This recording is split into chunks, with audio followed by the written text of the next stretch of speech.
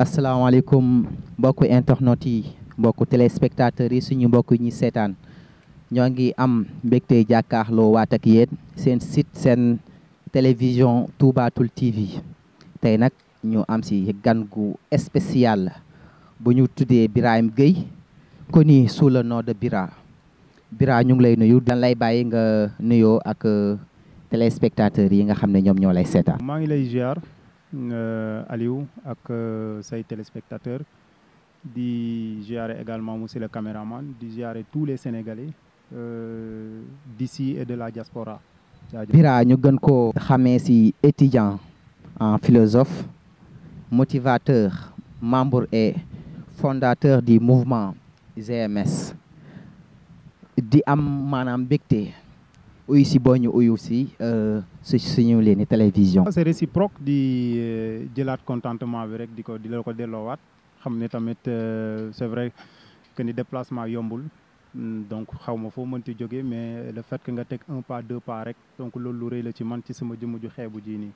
di si am contentement et di ñaan yàlla tamit bañ fi wax lu ñuy xeebee. ñoo ko déggandoor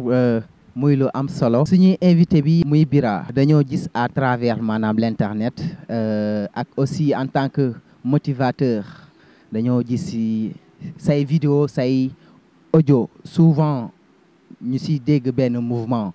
GSM. Bon, c'est quoi le GSM? Définition et explication. Waaw, je pense que le GSM plus comme ci benn vocal on a eu à l'expliquer, à donner sa définition. GSM plus signifie le groupe source de motivation plus da nga fàtte plus bi sax groupe source de motivation plus mu am pratiquement composé benn pas mal de membres yoo xamante ne peut-être egg na les 200 donc pratiquement mu réunir ay étudiants ay élèves et aux jeunes leaders muy benn concept boo xamante ne xëy na man maa ko teg mais l'idée n'est pas venue de moi. Donc idée bi mu ngi jóge ci koo xamante ne xëy na bëgguma ko fi wax mais quand même je pense que man maa nekk le membre fondateur de ce mouvement. Alors ñu teg ko biñ ko tegee tamit y a pas mal de gens qui se sont vus gis nañ ci affaires yi dem nañ ba gis seen bopp ci affaires yi peut-être mooy li may faral di wax rek xëy na benn étudiant moo ko teg mais dem na ba dépasser sax étudiant bi am ñoo xamante ne peut-être ay cadre lañu fi ñu nekk ay kilifa lañ fi ñu nekk. Ay professeurs ay enseignants ay yeneen ñoo xamante ne peut-être gis nañ seen bopp man à un moment donné je me demande sax li ma teg nii à la limite c'est une chose boo xamante ne moo ma mag dans la mesure où ñi dem finalement après ñi si mujjee jàpp di doxal affaire yi di ko kii man après dama dem ba je me sentais un peu au bas de l'échelle dama dem ba bàyyi leen ñoom ñu koy doxal parce que dama dem ba à un moment donné bu may def benn affaire wala bu may wax benn affaire il va suffire wala il va falloir man ma woo leen pour laaj leen ci seen xalaat c'est-à-dire ñoom man li ma teg ñoom ma ci ëpp expérience ñoom ma ci ëpp xam-xam du coup man maa ko jiital man maa am idée bi teg et tout ça mais après ñoom ñooy doxal quoi. Alors biñ ko tegee tamit après y avait pas mal de programmes yoo xamante ne ñu ngi ko doon def surtout en ligne muy ay comme ni ko comme son nom leen di groupe source de motivation ay des choses yoo xamante ne c'est des choses purement motivatrices yoo xamante ne day motiver ay nit de ce fait que ça soit par ay vocal par ay vidéo par ay audio ak yeneen yu mënti doon ba si par post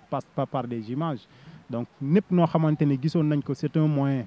wala c'est un biais par ñu motiver si ay nit après dañ ko doon def nii lañ ko doon defee après affaire yi di continuer di màgg ba tey fii nii nga jot si. loo wax am na solo bon seen groupe boobu noonu maanaam nu ma déggee li ni yow nga expliqué ko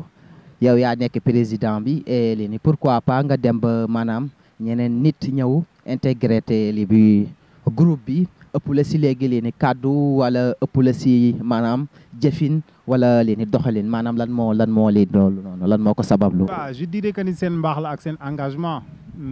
Si tu te rappelles un tout petit peu ci ginnaaw dama ne la sama jëmm ju xeebu ji nii moo teg yenn affaires yi donc li tax ma ni sama jëmm ju xeebu ji mooy affaires yi daf ma mujj a dépensé maanaam ñoom ma fekk sama ànd nangul ma ko sama bopp nangu ko samay loxo di ko doxal comme il se doit ma bàyyee leen ko tamit parce que xam naa ne ñoom ma si ëpp expérience man aussi xeebu ma leen ci affaire boobu noonu mais d'autant plus le statut de président reste le statut de président leneen li ci des nag question de question de engagement la ak leneen xëy na man ni ma ko waxee rek c'est un jeune boo xamante ne xëy na peut-être mi ngi ci yeneen programme par-ci par-là, mais il y a des gens qui sont 1000% plus mûrs que moi yoo xamante ne ñu ngi doxal affaire yi te c'est assez ouvert, hein, c'est assez ouvert, seulement que c'est un groupe WhatsApp, mais c'est un groupe qui aspire à devenir benn ONG wala leneen loo xamante ne peut-être en tout cas daal ñu ngi ciy xalaat, ñu ngi ciy liggéey, wala benn centre de leadership wala leneen ak leneen ñu ngi ciy waxtaan ak ñi ci war a waxtaanal, seulement que actuellement c'est un groupe qui se limite sur peut-être sur WhatsApp, sur les réseaux sociaux, etc. On a eu à échanger avec pas mal de gens yoo xamante ne ils sont d'ici et ailleurs yoo xamante ne peut-être musuñu gisante, mais ñu ngi waxtaan comme si de rien n'était, comme si que ni c'est des gens yoo xamante ne ils sont peut-être nés à la même année. D'accord, muy la am solo. Bon, ñu dégg ko le président du mouvement GSM li ko expliqué ko, mais aussi moo nekk ay lii tamit kàddu yu am solo ak aussi leen confiance bu mat sëkk si maanaam ñooñu noonu yow mu seqal mouvement mu jox leen ko, delloo leen ko ba mu mat sëkk. Bon, dañoo gis en tant que sa leen profil la, et aussi toujours say audio en même temps aussi say vidéo ngay wax bon, je peux dire c'est une xawma citation la xawma ignorant savant, c'est quoi ou bien qui est l'ignorant et savant? L'ignorant savant, c'est moi, c'est toi, c'est suñu caméraman bii nii la. L'ignorant savant ci gàttal mooy képp koo xamante ne sentir na à un moment donné que ni il n'est pas parfait, képp koo xamante ne sentir na à un moment donné qu'il est imparfait, te yaakaar naa ne tout humain est censé être imparfait, ñun ñëpp kenn matu fi. Donc dès l'instant que nga xam sa bopp, am cette conscience là de toi que ni yow matoo rek, am na benn matadi bu nekk ci yow rek, tu peux te définir comme un ignorant. Savant bi nag mooy quelqu'un ki nga xamante ne peut-être mi ngi ci yoonu xam-xam, mooy taalibe boobu nekk ci yoonu xam-xam, mooy ki nga xamante ne xamul mais am na cette conscience là que ne xamul. Donc ñu jël ko dans un cadre un peu philosophique, mooy li nga xamante ne peut-être man moom laay def, mooy li nga xamante ne moom laay def, mooy li ñuy wax rek tur day wuyo borom. Fa lañ ko inspiré dans la philosophie, cette ignorance là, mais ignorance bi pas une ignorance qui est stérile, maanaam ignorance boo xamante ne da ngay toog nii rek affaire yi di la kii, mais ignorance bi da ngay nekk en même temps sur le terrain di wut pour xam. Moo tax ma ni képp koo xamante ne am na cette conscience là que ni matul, képp koo xamante ne toog na à un moment donné mu ne dama bëgg a xam lii rek, donc il est dans le lot, mi ngi ci groupe cette ignorance, mi ngi ci groupe ignorance savant. Donc ignorance savant mooy man, mooy yow, mooy keneen ak keneen, ndax yaakaar naa ba léegi xamoo lépp amul kenn koo xamante ne bépp mbindeef boo xamante ne yàlla mayegum na ko loolu, am na dayo boobu noonu ko xam lépp fii nii yaa ngi ci maqaama yàlla, yaa ngi ci beneen dayo. Donc xamuñu lépp, moo tax à chaque fois ñuy perfectionner, on cherche, l'homme est un éternel boo xamante ne day wut à chaque fois di performer, di xool ni muy perforer, di xool ni muy gënee am xam-xam, et cetera. Donc dès l'instant que nga nekk ci lancé boobu noonu di wut xam-xam, tu peux te définir wala tu peux te réclamer ignorant savant. Donc du loo xamante ne maa ko moom, seulement que lu ma étiqueté leen sama bopp, parce que je cherchais un nom qui va me définir man en tant que humain, en tant que un social boo xamante ne peut-être lu mënul ñàkk la. Donc tur bii nii c'est un nom global boo xamante ne je me le suis inculqué. ñu dégg ko maanaam wala sax ñu li ko for ko say kàddu nga wax benn mot nga ne ignorant et savant. Bon, mën naa ni ñun ñëpp la, waaye tamit maanaam nit ku imparfait. En tant que étudiant en philosophie, nan leen di xamee maanaam nit ku parfait ak nit ku imparfait? Ouais, c'est une question à la fois philosophique, à la fois tamit sociale. Nit ku parfait, nit ku imparfait. Je pense que da nga ma poser question bi pour téléspectateurs yi, mais en réalité yow mi sax yaakaar naa tu peux mën nga indi des éclaircissements par rapport ak cette question. Donc mooy li may faral di wax, xam nga fii nit koo gis amaana am na lu mu manqué mu wax la ko, qu'il te le dise ou qu'il te le taise par hypocrisie, mais nit koo gis am na lu mu manqué. Donc loolu mu manqué à chaque fois soit ñaar moo am, day toog affaire boobu fekk si ko wala mu jóg di ko doxi. Dès l'instant que mu jóg di ko doxi rek mi ngi si dans l'imperfection. Donc am na cette conscience là que je suis pas imparfait, et c'est parce que je suis pas imparfait donc je vais aller wut loolu noonu nga xamante ne moom moo may compléter. Donc personne n'est complet, personne n'est complète, personne n'est parfait. Léegi dégg l'instant fa la nit ñi xawee wute nag, ñàkk xam ba pare am cette conscience là que ne xaw ma, nga ñàkk xam benn mbir mais nga am conscience ba que ni xaw ma. Sénégal nag dafa xaw a noyé ci côté boobu noonu. Parfois booy xool ñi ngay gis au devant de la chaîne ñu si bëri ce sont des ignorants. mooy ñi nga xamante ne xamuñu mais ils se croient savants xamuñu ba pare mais kenn ëpp leen làmmeñ kenn ëpp leen pour ñoom loo leen laaj c'est des fanatiques au fait pour ñoom loo leen laaj ñoom ñoo war a njëkk a nekk les premières personnes ñi nga xamante ne ñoo intervenir gën la ko maîtriser yax sax da ngay gis koo xamante ne si sa domaine si sa liggéey tey da ngay gis koo xamante ne tey da nga koy wax mais ci li nga wax lay sukkandiku wax la leneen loo xamante ne peut-être yow musoo ko xam sax ci liggéey bi donc mooy li nga xamante ne en d'autres termes mooy les connaît tout je pense noonu lañ koy mooy les connaît tout donc loolu la quoi dès l'instant que ñu ne la tu es ignorant et que yamu fa mais ignorant kuñ ko wax tey nga mer mais un ignorant cela ne veut pas dire que ni tamit xamoo dara buñ la nee tu es ignorant wala je suis ignorant cela ne veut pas dire que ni kooku di wax xamul dara yàlla amul ko mu mayul dara amul dans la vie soit da ngay am cette conscience là que ni am na lu ma yàlla may nga fexe noo ko téye soit da nga koy ñàkk a xam et là c'est une folie. L'ignorant et les savants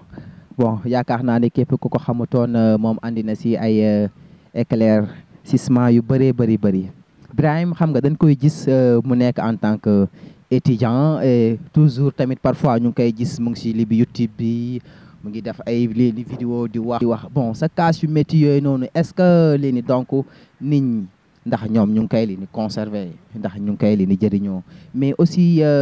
yow lan moo la en tant que li ni motivateur yow say audio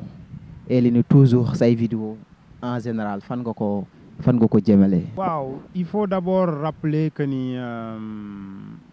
les principales raisons qui m'ont poussé à faire ces audios wala qui m'ont poussé à écrire parce que qui m'ont poussé également à faire des vidéos d'abord il faut être motivé pour pouvoir motiver il faut nga am benn source de motivation balaa ngay motiver nit mooy li Olof Njaay naan balaa ngay digle càngaay na nga fekk yow nga set ba pare donc man il faut le dire j'ai été inspiré par mon coach que je salue de passage par Moussa Dia donc il est mon coach moom moo ma initié ci affaire yu mel nii donc muy koo xamante ne peut-être kenn du ko présenter à l'université Cheikh Anta Diop donc après tamit man ma prendre ma propre relève nekk ci donc di def ay vidéos l'objectif de ces choses-là en tout cas on me le dit souvent que ni je sais pas ce qui t'a poussé à faire ces choses-là en tant que jeune waroon nañ la peut-être say morom ñu ngi ci yeneen ak yeneen ñu ngi ci yeneen domaine donc yow si tu fais ce choix non tu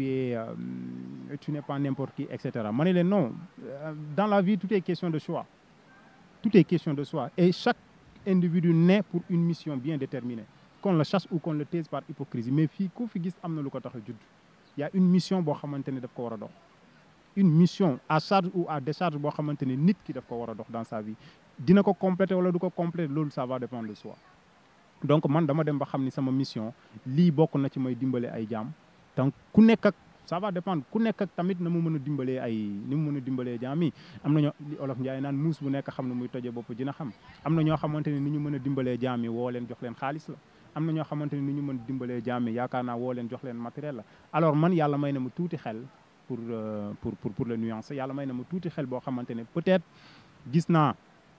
am na ñoo xamante ne benn public boo xamante ne su ma waxee ak ñoom dinañ ma dégg et ils vont consommer ce dont je dis alors je ne tarderai pas à le faire et ni ma ko waxee parfois ma kaas mu neex parfois ma wax te lu nekk mën na ma ci fekk y a des menaces parfois y a des choses yoo xamante ne parce que ni ma ko waxee après tout nous sommes des patriotes donc samay biir motivation parfois on ressent du patriotisme parfois on ressent peut-être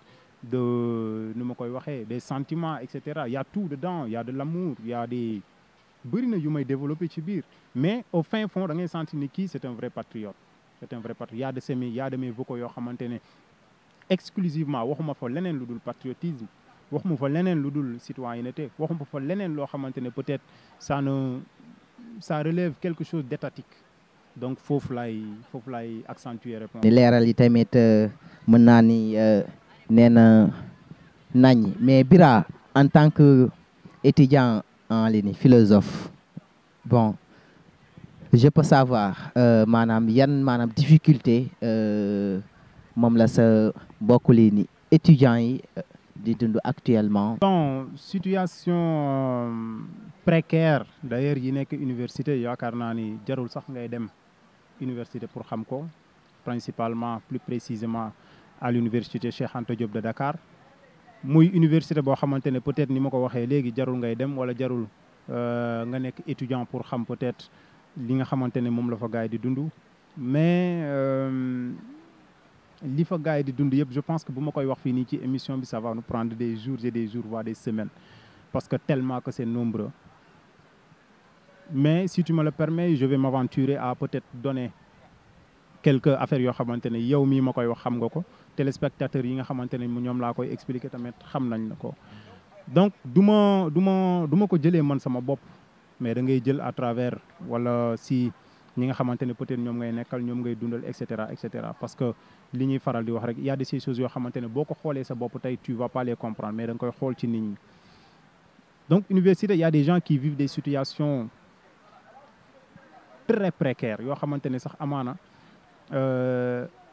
tu te dis à un moment donné bu doon keneen la tu te dis que ne dara jaru ko ci àdduna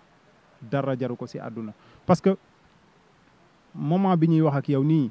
niñ koy waxatee même su may dépasser peut-être le cadre universitaire mais njàngum Sénégal ci boppam moo metti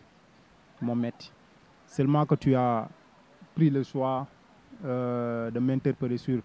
l'UCAD mais njàngum Sénégal ci boppam moo metti situation yëpp dafa metti donc da ngay dem université gis des étudiants yoo xamante ne ils n'ont même pas ils ne peuvent même pas assurer leurs 3 tickets leurs 3 repas c'est des situations yoo xamante ne peut-être xam ngeen ko mais boo gisee ñu koy rappeler souvent c'est wax leen carrément yaakaar naa waxaat du bëri wax aajo bu fajuwul la boo gisee ñu koy wax à chaque fois mooy ba léegi mi ngi fa am na ñoo xamante ne ba léegi mënuñu il peut pas s'assurer les 3 repas à l'université te je peux même défier toutes les autres universités waxuma la sax université Dakar mais toutes les autres universités que ça soit UGB que ça soit Assane Seck que ça soit Bambey etc il y a des étudiants qui vivent dans des situations précaires ils n'ont pas ñeneen ñoo xamante ne peut-être amuñu ils n'ont pas accès peut-être aux outils pédagogiques ils n'ont pas de quoi s'acheter des livres imagine-toi nga dëkk Ziguinchor nga jékki-jékki ñu yóbbu la nga dëkk Ziguinchor nga jékki-jékki ñu yóbbu la Saint-Louis tu n'as ni parents là-bas amoo fa mbokk amoo fa xarit amoo fa dara tu n'as pas de bourse looy def loolu rek doy na problème c'est une équation irréversible loolu rek ne serait-ce que cette situation là c'est une équation irréversible te pourtant loolu am Sénégal université Dakar bi da ngay gis ñoo xamante ni ils n'ont pas amuñu bourse ils n'ont pas de quoi s'assurer les 3 repas ils n'ont pas parfois da ngay gis ñoo xamante ni sax dañuy am problème logement c'est-à-dire fu ñuy tëdd sax dañuy am problème am donc bu ñuy xoolee affaires yi suñu bopp wala bu ñuy wax xëy na ñun amuñu situation yooyu noonu mais bu ñuy wax dañuy départ pour vérifier cette réalité là parce que ni ma koy waxee rek pas dëgg boo ko bëggee xam yaakaar naa da ngay il est nécessaire parfois nga débarrasser wu ak sa bopp dem wuti ko ci ñeneen quoi waaw donte tout est question de soi mais da nga koy génnee sa bopp dem seeti ko ci ñeneen quoi. Alors pour résumer université Dakar université Ziguinchor université UGB université yëpp laay waxal il y a aucune université boo xamante ne nit mën na fa taxaw naan université bii dafa neex et il y a aucune université boo xamante ne elle peut te garantir une réussite amul et ça je peux même défier toutes les universités du monde je peux défier toutes les universités du monde il y a aucune université qui peut te garantir la réussite c'est d'abord c'est une chose qui préexiste en toi déjà c'est une chose qui préexiste et foofu laay lier cette question de motivation bi ngay wax léegi que ni nan laay wax pour peut-être motiver ces gars-là que ni peut-être lu mu metti mais ñun ñoo koy def au fait lu mu metti ay nit ñoo fay jaar di jàll lu mu metti y a des gens qui réussissent ak des mentions excellentes donc ay nit ñoo koy def di réussir alors yow ñooñu lan nañ la ëppale personne n'a eu à choisir les conditions dans lesquelles elle est née ou elle serait née non li si des question de mental la question d'engagement la question de persévérance la question de rigueur la donc université lii mooy def la différence il y a des gens qui faisaient l'enfeu au lycée tey bi ñëwee université ils sont noyés bëri na il y a des gens qui étaient moins bons à l'université au lycée mais tey bi ñu ñëwee université tey da nga leen gis ils ont pris l'envol donc affaire yi c'est une question de mentalité, question de persévérance, question d'engagement, question de rigueur, question d'engagement. Donc loolu la au fait il y a des gens yoo xamante ne tamit ils ont une motivation assez faible kooku tu n'as pas ta place à l'université si tu n'es pas prêt ou prête pour souffrir sa waay xoolee ko feneen fu. D'accord am na solo bon Birahim en tant que enseignant vacataire dañoo seetlu depuis les indépendances ba léegi maanaam réew mi lu mu doon jànkonteel si ay jafe-jafe si wàllum l'éducation ba tey loolu noonu moom lay jànkonteel waaye sax dafa yokk mën naa wax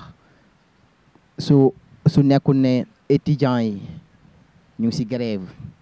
wala enseignants yi aussi xam nga ñoom la wala élèves yi en même temps loolu noonu maanaam lan moo ko sabab. xam nga lan mooy mettre un pays dans un chaos yi si gën gaaw dama la koy résumer en trois choses yi nii mooy mettre un pays dans un chaos total le premier mooy le premier secteur c'est la santé, le deuxième secteur c'est la justice, le troisième et dernier secteur c'est l'éducation. benn bu ci am problème ce pays est à genoux. liwuma la sax dagguma la sax mais ñun maanaam ñett yooyu noonu moom nga wax l'éducation, santé et la justice mais actuellement au li ni Sénégal man yaakaar naa ne ñun loolu noonu moo nekk suñu problème kon loo bëgg a wax nous sommes en ligne chaos. Alors je vais te reposer cette question, est-ce que le Sénégal dont nous rêvons beau, le Sénégal dont nous rêvons développé, le Sénégal dont nous rêvons ambitieux, est-ce que tey je pense que am na benn kii bu ma doon seetaan tey suñuy maamaati maam koo yee Sénégal mu ñibbi këram parce que yoon yi benn la kër yi benn la et cetera li ñuy amal rek mooy repeindre wala et cetera s'il y a changement c'est de petits changements, c'est de petites nuances mais en réalité il y a pas un grand boom en avant. amul loo xamante ne peut-être mën nga ko dut baaraam lii développement bu war a mën a tax ñuy wax la donc il y a un changement mais il y a pas un véritable développement. Je sais pas si tu as compris cette nuance. Il y a un changement d'accord mais il y a pas un véritable développement amu fi. maa ngi la doon wax léegi que ni les trois secteurs yi nga xamante ne bu ci am problème peut-être y aura une panne du développement forcément loolu mënatuñ ko dindi et loolu noonu daf ci bokk mooy li may wax léegi les trois choses mooy la justice mooy l'éducation mooy la santé. Alors bu ñuy jël cas par cas bu ñuy jël ces trois choses là cas par cas mooy la justice mooy la santé comme ni nga ko waxee c'est le problème l'un des problèmes fondamentaux au Sénégal mooy les trois choses là. Alors benn bu ñu si jël bu nekk doy na mën nga si bind livre problème benn bu ñu si jël bu nekk ci problème rek mën nga ci bind livre. Alors le malheur mooy que ne ñetti points yooyu noonu yëpp a suuxandoo. Y a des problèmes il faut oser le dire. Y a des problèmes ci secteur yooyu noonu. La santé chaque jour pratiquement nga dégg si ay cas yoo xamante ne yu doy waar. La justice chaque jour gis nga du ma la wax la justice sénégalaise comment elle est. L'éducation bi nga xamante ne peut-être moo ma concerné kooku elle est à genoux, elle est à terre. Elle est à terre fii ngay gis kuy jàng dem à l'université nga laaj ko du xam sax ce dont il veut être dans la vie. À qui la faute? Xëy na moom am na si part de responsabilité, xëy na l'État am na si part de responsabilité, xëy na même ses parents am nañ ci part de responsabilité. Donc la responsabilité elle est partagée. Mais bi nga xamante ne comme dañuy wax ci éducation kon il faut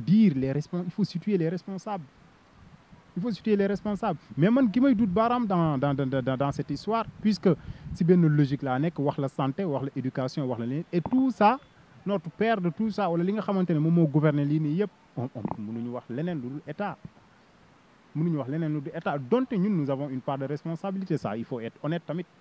parce que mënuma à chaque fois problème bu amee ma dut baaraam état alors qu'en réalité ñun am nañ ci part de responsabilité suñu parents am nañ ci part de responsabilité. Mais pour dire vrai l'éducation sénégalaise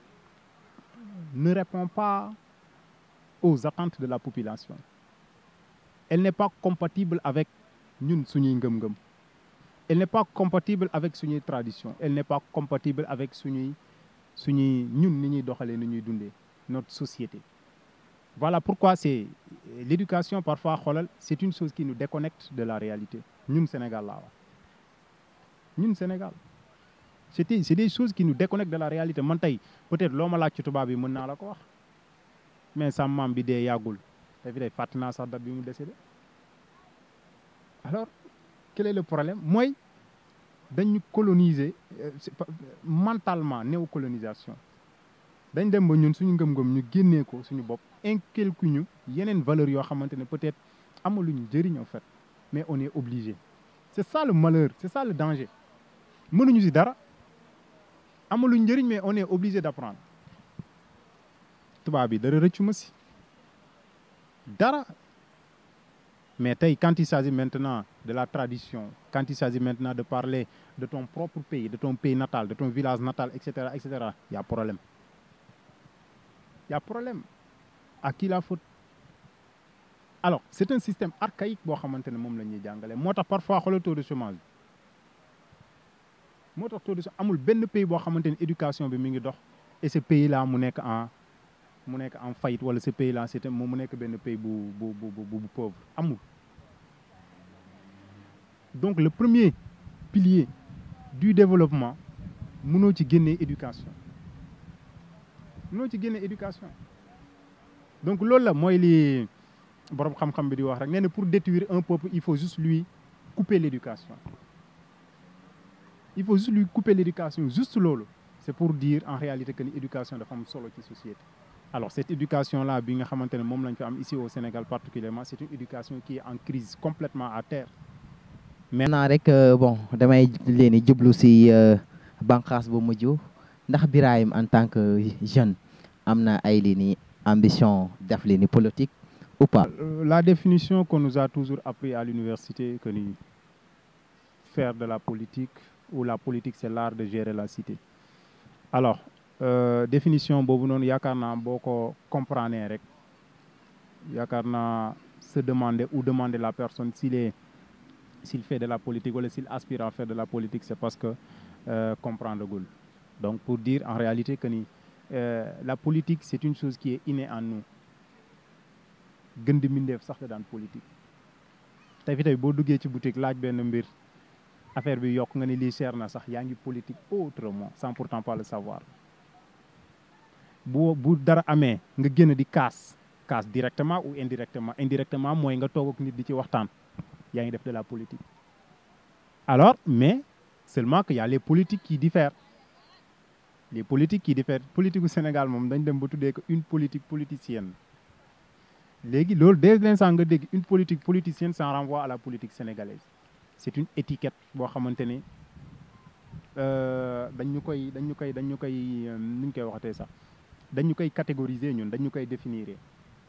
ce qui est malheureux pour nous ce qui est malheureux à la politique sénégalaise. Alors pour revenir à ta question de manière très sincère je peux pas dire que ni je serai pas du ma wax ci politique wala du ma nekk ci politique tout va dépendre du contexte mais actuellement au moment où dont je te parle je fais de la politique tout comme toi tu fais de la politique man gëmuma ne nit mi ngi ci àdduna te deful politique une personne consciente je dis bien gëmuma loolu maintenant li ñu wuteeg ñeneen ñi mooy peut-être la manière au début sànq maa ngi la ko doon wax léegi boo lire certains de mes vocaux da ngay sentir du patriotisme mais actuellement la politique avec la manière dont elle se fait au Sénégal c'est dégoûtant qu'on le dise ou nga xam mais c'est dégoûtant avec la manière dont la politique est faite au Sénégal c'est dégoûtant parce que fii nii politique lan la en réalité fii nii la politique c'est un fonds de commerce on devient politicien simplement pour se faire de l'argent et non pour satisfaire le besoin des Sénégalais moo fi am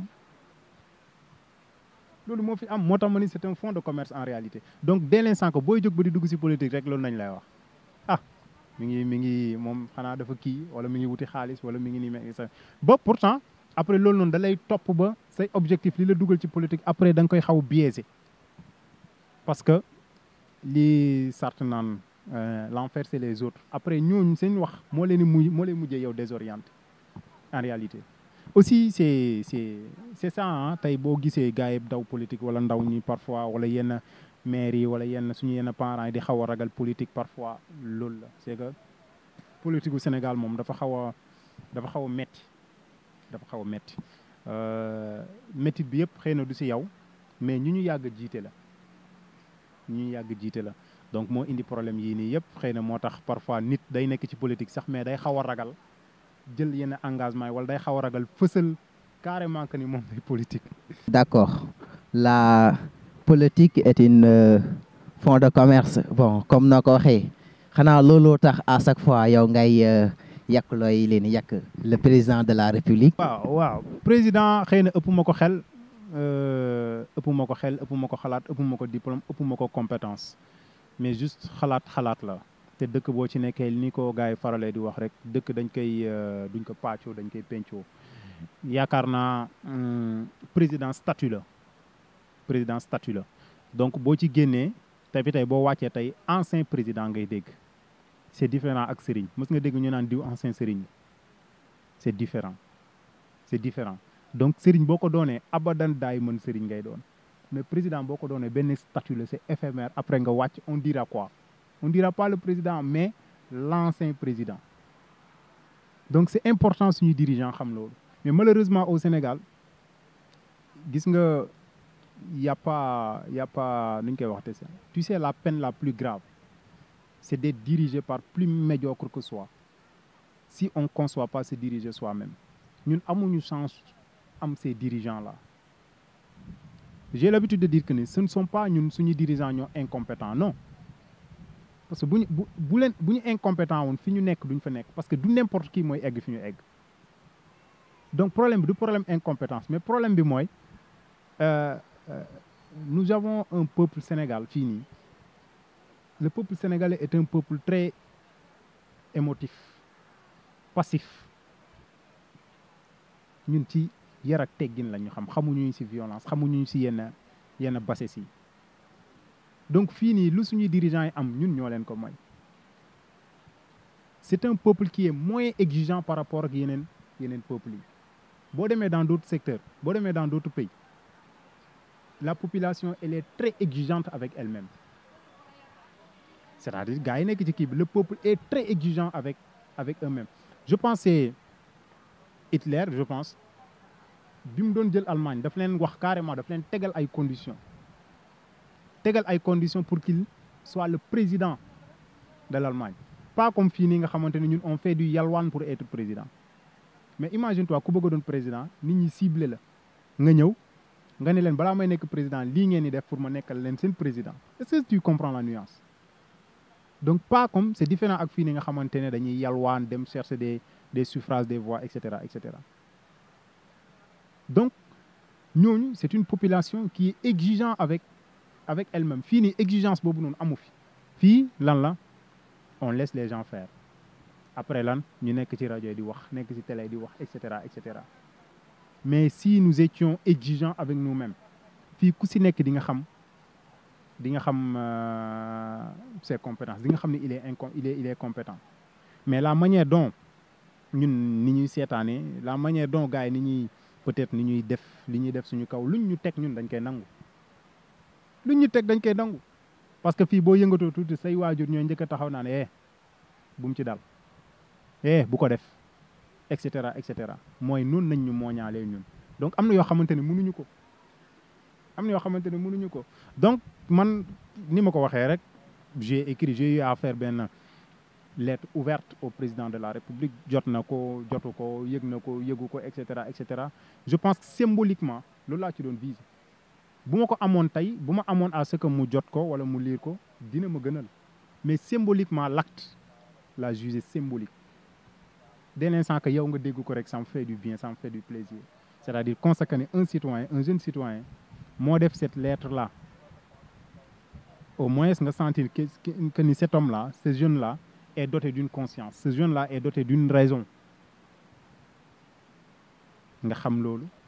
léegi nag moom dina ko jot wala jotu ko ni ma ko waxee bu ma sañoon mu jot ko mais même bu ko jotul man je me dis que ni sama objectif est atteint mooy lan mooy président bi peut-être def na loo xamante ne tax na kii bind mais président bi peut-être nekk na ci benn yoon boo xamante ne c'est une voie qui n'est pas conforme ak ce dont réclament les Sénégalais. Donc ma ñëw ni ma ko waxee jóguma pour jox ko leçon parce que je ne suis pas d'ailleurs un donneur de leçons. Non, je suis plutôt un donneur d'exemple. Parfois gars yi dañ may étiqueter loolu non motivateur, donneur de leçons, etc. man leen je suis plus à l'aise bu ñu naan ma tu es un donneur d'exemple que plutôt qu'un donneur de leçons. Alors président man jox ma ko benn leçon je suis trop petit duma dara pour wax nii ngay doxee wala nii ngay waxee mais am naa ci xalaat ci nii réew mi di doxee te l'instant ka nga wax rek bu la neexee tamit keneen bu ko neexee mu assimiler ko à de la politique. voilà kon xam naa du ñuy def lu dul dem déglu sa benn lettre ouverte à la présidence. Et pour dire non. Non à la violence, non à la transhumance, non à la corruption, non à l'intimidation, bref, non à un régime dictatorial. Rigoureusement, les priorités sont ailleurs. Prenez le temps de circuler dans les coins et recoins seulement de Dakar pour découvrir le secteur informel, voir les conditions de ces jeunes sur la rue, ces femmes qui n'ont que 500 francs après toute une journée de travail. Jeunesse désespérée, méprisée et négligée. Que vous avez fait cette jeunesse pour mériter ces bassesses? Avez-vous un compte personnel à régler avec elle? Que vous suggèrent ces jeunes qui bravent désespérément la mer et que leur seule ambition est de réussir et subvenir aux besoins de la famille? Qu'avez-vous fait? Qu'avez-vous fait de ces jeunes diplômés, victimes de votre régime par manque d'emploi? Promesses devenues extravagance, chômage devenu évidence. À l'Assemblée nationale, il n'y a pas 2% de jeunes. Et même dans les fonctions publiques, les jeunes sont minoritairement représentés. Et pourtant, vous parlez tous au nom de la jeunesse. Sur le plan éducatif, au-delà du système et des programmes obsolètes, la période hivernale s'annonce et certains élèves font cours dans des abris provisoires. À présent, la pluie est déjà tombée dans certaines localités. À cela s'ajoutent les étudiants, les enseignants qui réclament leur indemnité. Sanitairement, c'est de la honte, du chaos total dans le système sanitaire. Les hôpitaux en déficit, les malades en souffrent, les médecins se désolent et même pire, par manque de moyens ou d'hôpitaux. Certaines femmes accouchent à domicile avec tous les dangers qui s'y cachent. Constitution instrumentalisée, justice manipulée. D'accord ñoo ko déggandoor ñoo ngi woon ba tey fii si seen site seen télévision Toubatoul TV ak suñu gan bu spécial bi l'ignorant et savant bon dañuy def lu dut maanaam tàggatoog moom kàddu yu fii maanaam jotali ni toq am na njëriñ si li bi askan bi loolu leen xam nga mën naa ne sax macha allah léegi maanaam Bira pour nga tàggatoo ak li ni mbokku spectateurs yi lan mooy sa message bu li ni mujj bi nga xam ne da nga koy lancer tuwaat bon si jeunesse bi wala bon si suñuy ay autorité yow daal ban li ni message bi nga xam ne moom moo nekk sa xol nga bëgg ko yete ki ñëpp li ko dégg ko jëriñu si. Sera beaucoup plus partagé et lancé au niveau de la jeunesse. Quant aux autorités, je pense que donte am naa lu ma leen di wax mais ni ma ko waxee rek tamit xëy na mënu ma fi wax lu ëpp wala lu raw ñi nga xamante ne peut-être am na ñu fi jaaroon wax ko nañ ma jéggal ci kàddu ji mais dañu xaw a am ay autorités yu xaw a dëgër bopp entre guillemets yu xaw a dëgër bopp yoo xamante ne il va falloir nga wax dóor këdd wax lu nekk xam nga xale bu tëre di moom loo ko def lu nekk xëy na day dagan. Alors dañu am autorité yoo xamante ne noonu nañ xaw a mel moo tax pour nga wax leen lu dégg seen bopp day xaw a metti mais quoi que l'on puisse faire ou dire nañ wax rek nañ wax xam nga après boo waxee sa jaan dina wàcc. Quant à jeunesse bi je pense je suis l'un des plus aptes pour ma wax ci jeunesse boobu noonu parce que je m'identifie man dans cette jeunesse là. Alors pour leur dire que il y a pas un temps pour réussir amul. Il y a pas un temps qui est déterminé nga ne temps bii laa war a réussir wala temps bii laa war a wala temps bi moo fa eggee laa war a def lii laa war a def nii lu bëri si ñun li ñu téye mooy ce qu'on appelle la procrastination mooy lan li nga waroon def tey nga naan je vais attendre jusqu'à demain li nga war a def tey nga naan je vais attendre jusqu'à demain moom la d'ailleurs La Fouine quelqu'un un chanteur comme La Fouine di wax ne jamais remettre à demain ce qu'on peut faire à une main ñun nag dafa bëri lu ñuy def parfois loo war a def tey nga naan non xaaral ma xaar ba suba. Parfois tu es là à te lamenter, est-ce que su ma ko defee dina jàll, est-ce que non dama ragal, y a les gens qui me regardent, y a les gens qui font ceci, qui font ça, y a les gens qui vont se moquer de moi, y a les gens qui vont rire de moi, etc. bëri na la jeunesse loo xamante ne parfois ils ont du mal à montrer leur véritable talent ndax yii ma la wax, parce que ils ont peut-être ils veulent pas être pointés du doigt. te ni ma ko faralee di wax rek fii y a des choses yoo xamante ni yaa ko mën a defal sa bopp, yaa ko mën a jëlal sa bopp. Et engagement ni ma la ko waxee, ce n'est pas une chose boo xamante ne dañ la koy inculquer. Non, engagement, personne ne peut t'inculquer de l'engagement. Gis nga la véritable limite, c'est dans nos têtes. Yow yaa war a jógal sa bopp nga ne je vais faire ça. Pas je veux faire ça, mais je vais faire. Il y a une différence entre vouloir et je veux faire, entre vouloir et le verbe aller. Je vais faire. Da nga koy def. Donc yàlla loo bëgg rek après mën na ànd ak yow li ci des après c'est une chose boo xamante ni c'est des choses divines, sa yoon nekku ci, mais li la war def ko. Alors fini, nous avons une jeunesse, peut-être c'est décomplexé maintenant, mais nous avons une jeunesse attentiste. Une jeunesse attentiste mooy lan? Une jeunesse qui attend tout de l'autre. Sama papa lay xaar, sama mag lay xaar mi ngi Europe, sama papa mi ngi fii, et cetera. Non, am naa sama grand bu nekk fii, branlon xaaral ma dem mu lijjantel ma, et cetera, et cetera. Moo bëri Sénégal. Voilà pourquoi on dit que c'est une jeunesse attentiste. Dañuy xaar. Alors nous ne sommes pas dans l'attentisme, mais ñu ngi ici dans l'action. C'est que dès l'instant nga nekk dans l'attentisme, tu es dans le doute. Alors que le doute est psychologique. Il doit être éliminé par l'action. Alors nous sommes dans l'action. Nous sommes dans l'action. Alors loolu laa amoon lu ma leen wax que ni affaire yi c'est comme ça, et tant que mu ngi métti jàppale ne mu ngi baax, mais mais surtout ñu moytu lu yomb surtout ñu moytu lu yomb, parce que ni ma koy faralee di wax rek lu yomb moom à chaque fois fam la jëmee tamit ci lu metti rek la jëm. Donc il faut oser le dire. Gars yi nañuy focus ci seen bopp, xam li leen yëkkati, waree ba fu ñu mënti nekk, xam aussi que ni il y a la mère qui les attend, il y a peut-être les tantes qui les attendent, il y a le père qui les attend, il y a les oncles qui les attendent, etc. Bref, il y a la famille qui l'attend. Ak foo mënti nekk, dis-toi qu'il y a quelque chose qui t'attend. Voilà, nga xam ko nga ñàkk xam nga xamal ni y a quelque chose qui t'attend, et kooku di la xaar tamit peut-être dafa porter choix ci yow. Donc muy chose yoo xamante ne xëy na man ñii leen koy wax sax gënuma leen ko xam, mais dañuy réactualiser rek les choses, gën a ñaaxaat booy affaire yooyu noonu. Xëy na lii may wax tamit man mii tamit damay toog di ko wax sama bopp. Alors je vous remercie, cher Aliou, di remercier en tout cas